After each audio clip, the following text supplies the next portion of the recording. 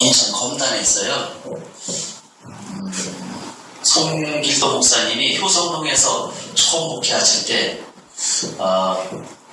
부흥회를 참석을 하게 됐어요. 그런데 그날 부흥회 참석했는데 우리 김성기 목사님이 강사님이시더라고요. 그래서 김성기 목사님이 이제 부흥회를 하시다가 저를 제가 이제 무슨 헌금을 냈었던 것 같은데 그때 헌금 기도를 하시면서 우리 집사람한테 하나님이 무슨 능력을 주신다고 왔느냐고 물어요. 그런데 우리 집사람은 그때 이제 목회하다가 너무 힘들어서 강화에 기도원에 갔었어요. 근데 불러오라고 그래서 제가 가서 이제 불러왔어요. 그래가지고 하나님이 이제 능력을 주신다는 이제 그런 말씀을 하고 그래서 그 후에 저희가 이제 괴산동에서 목회하다가 쫓겨났어요. 좀 창피한 얘기죠. 월세를 못 내가지고 쫓겨나서 이막동에 가서 3년 있다가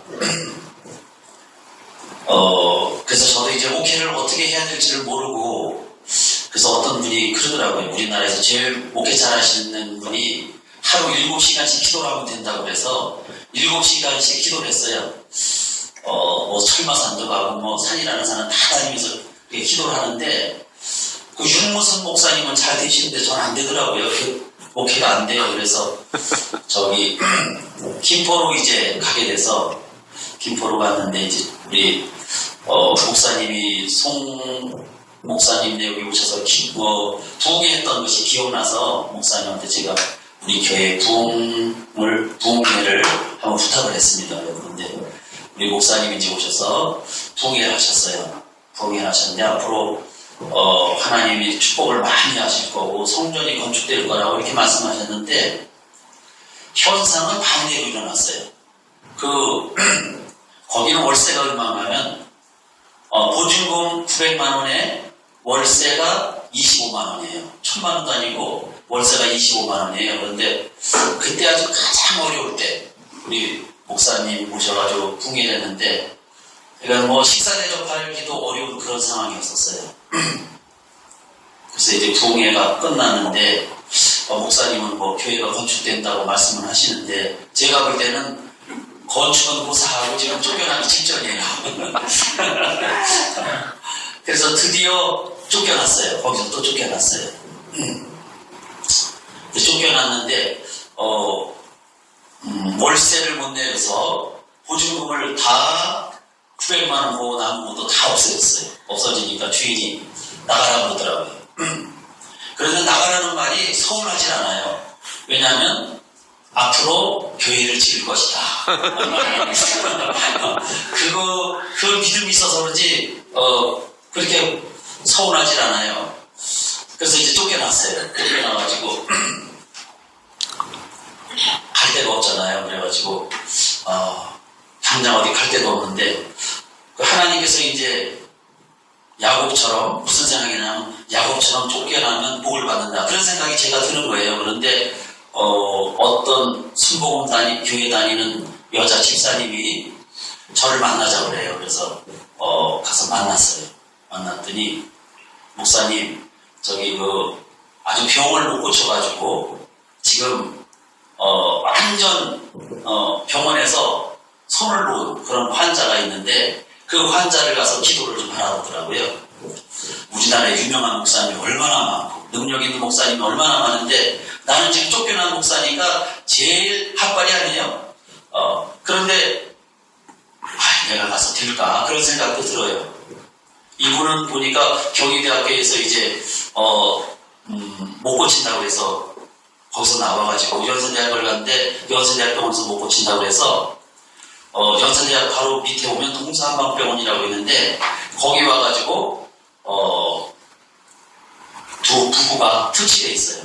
투치돼 있으면서 이제 제가 가서 신방을 하는 거예요. 그러니까 성도도 없고 갈 데도 없고 희망은 교회를 짓는다는 건데 과연 하나님이 어떻게 질 것인가? 그게 사람이 볼 때 전혀 불가능한 얘기예요.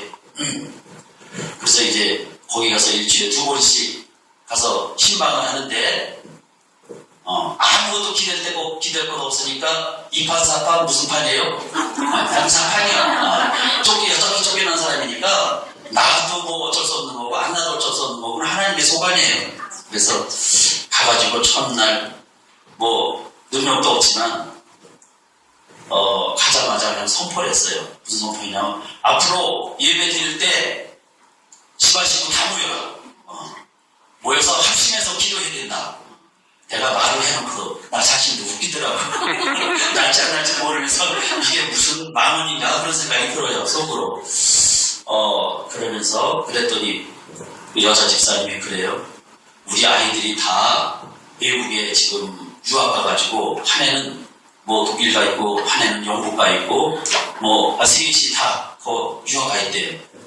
그런데 제가 그랬어요.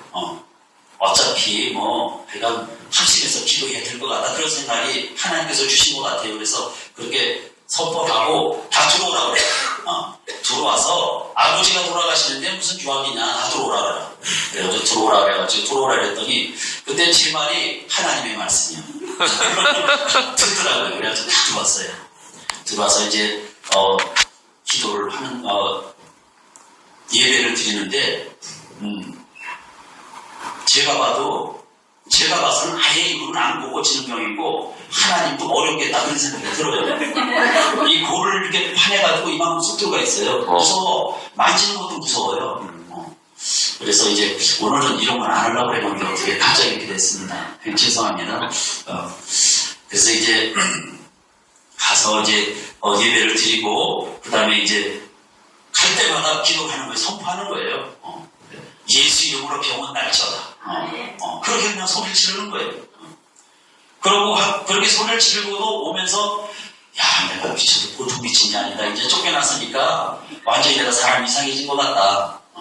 집사람하고 둘이 이렇게 다니는데 집사람도 저보고 쳐다보니까 형편없는 또 목사지 남편이지 거기다 가서 하는 짓은 소리만 지르고 뭐 나간다고 그러는데 낫진 않지. 그러니까 내가 한심한지 그냥 이거 어떡하려고 그러냐고 어디로 갈 건데 이렇게 맨날 가서 그러고 있냐고. 근데 하나님이 아마 그분을 통해서 우리 교회를 세우시려고 한 것 같아요. 그런데 가서 그렇게 기도를 하고 할 줄 모르니까 무조건 회개하라고 소리를 질렀어요. 회개하라고. 소개하라고 그랬더니 뭐라고 나도 말씀을 전했는지도 모르는데 하여간 회개하라고 그랬는데 그분이 부어서 귀는 살아있어가지고 눈물을 줄줄줄줄 흘려요. 근데 회개를 하니까 하나님이 응답을 하시더라고요. 그분이 막 회개를 하는데 그 아내가 그래요. 목사님 회개하라고 그러시는 거예요. 그래서 모르지만 이 양반은 회개를 해야 된다고. 그랬더니 아내가 얘기해 주신 거예요.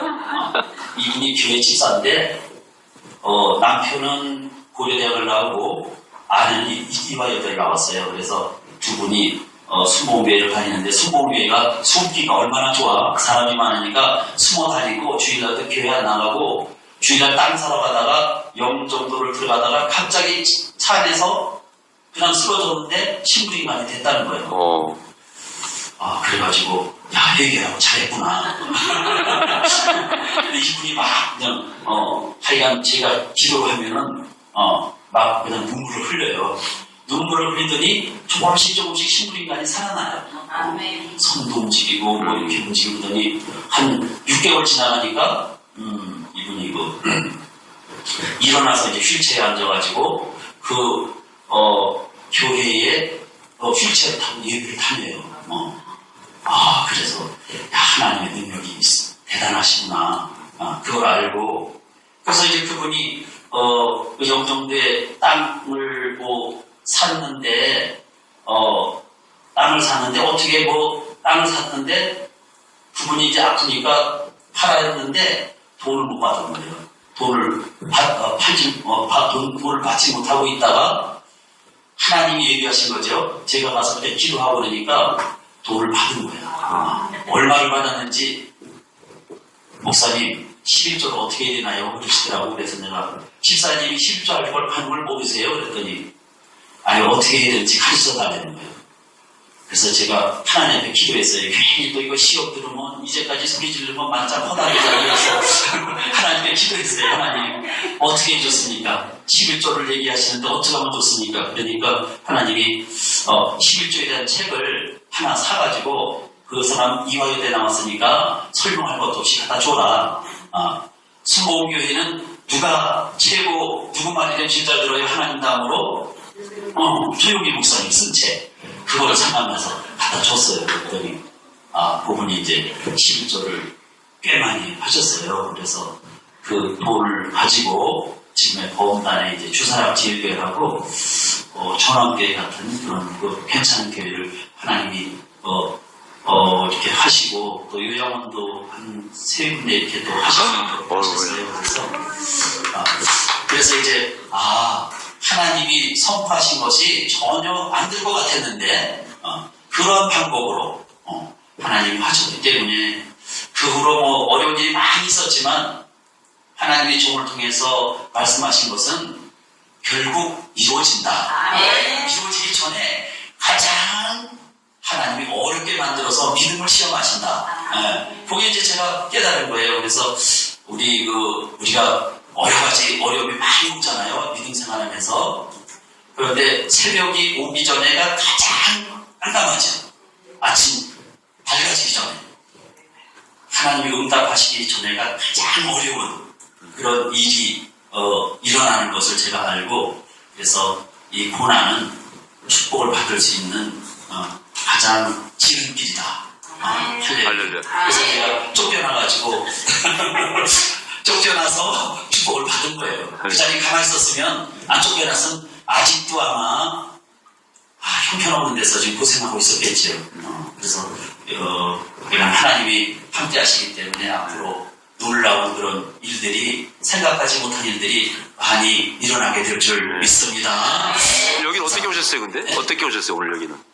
저 목사님은 10년 그때 헤어지고 나서 전혀 못 봤었어요. 네. 근데 이번에 저도 이제 설교에 대한 목마름이 있는 거예요. 네. 새로 이렇게 교회를 또 이렇게 지어서 한 8년 동안 이제 짓고 또 요양원도 하고 이제 어르신들이 한 50몇 분 되고 성도들도 뭐 이렇게 한 50몇 분 되니까 100분 되니까 거기에는 저보다 다 나은 사람들이 모였어요. 그래서 아무래도 목회를 하려면 좀 제대로 해야지 매일 쫓겨나면 안 되잖아요. 그래서 설교를 어떻게 하면 좀 잘할까 하고서 늘 고민하다가 설교학교라는 게 어디 뭐 신문에 났길래 거기를 좀 가보려고 했는데 못 갔어요. 바빠가지고. 그러다가 여기 계산동 쪽에 그 교회에 온다고 그래서 제가 한번 갔는데 송길도 목사님이 마지막 날 늦은 시간에 오셨더라고요. 그래서 만나서 제가 이제 그때 이제 은혜 받은 얘기를 우리 김성희 목사님 부흥회 때 이렇게 해서 은혜 받은 얘기를 하니까 이제 목사님이 우리 여기 기도 동의하러 오신다고 그래서 그럼 제가 신청 많이 지금 그래서 좀 뵙고 싶다고 그래서 이렇게 늦게 오게 되었습니다. 몇 년 전이죠? 제가 부흥회 갔을 때가? 그때가 한 10년 됐죠. 10년요? 네. 아이고 감사합니다. 여기 와주시고. 고맙습니다. 할렐루야. 네, 감사합니다.